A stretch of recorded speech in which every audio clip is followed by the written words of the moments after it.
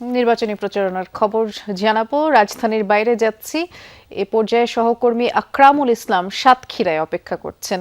আকরাম, নির্বাচনী মাঠে প্রচারণার উত্তাপ কতটা দেখছেন, প্রার্থীরা কি বলছেন জানতে চাই।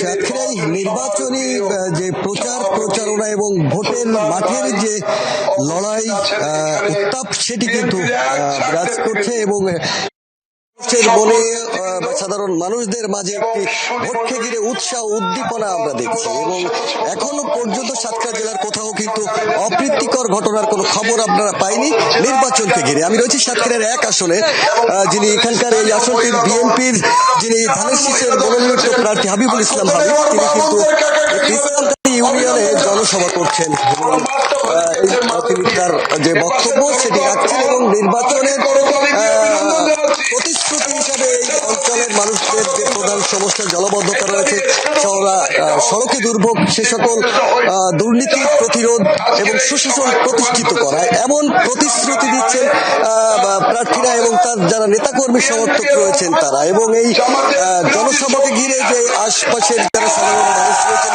যারা বিভিন্ন পর্যায়ের নেতৃবৃন্দ রয়েছে, তারা উপস্থিত হয়েছেন। পাশাপাশি এখানে পুরুষদের সঙ্গে কিন্তু আমরা দেখছি যে নারীদের বিপুল সংখ্যক উপস্থিতিও কিন্তু আমরা দেখছি। তো সব মিলে যে নির্বাচনকে ঘিরে যে একটি উৎসব আমেজ বিরাজ করছে এটি বলা যায়। এবং সাতক্ষীরায় যে সবকটি আসনের যে নির্বাচনী আচরণবিধি মেনে প্রার্থীরা তাদের প্রচারণা করছেন এবং এখনো পর্যন্ত কোনো অপ্রীতিকর ঘটনার খবর পাওয়া যায়নি কোথাও।